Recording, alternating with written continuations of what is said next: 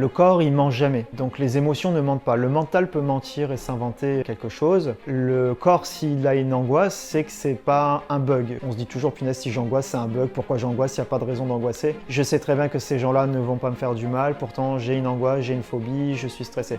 Je sais très bien sur le papier dans ma tête que je vais pas avoir un accident de la route, mais j'angoisse de prendre le véhicule, la voiture. S'il y a cette trace-là, au fond de nous qui a l'angoisse, c'est déjà qu'elle est réelle.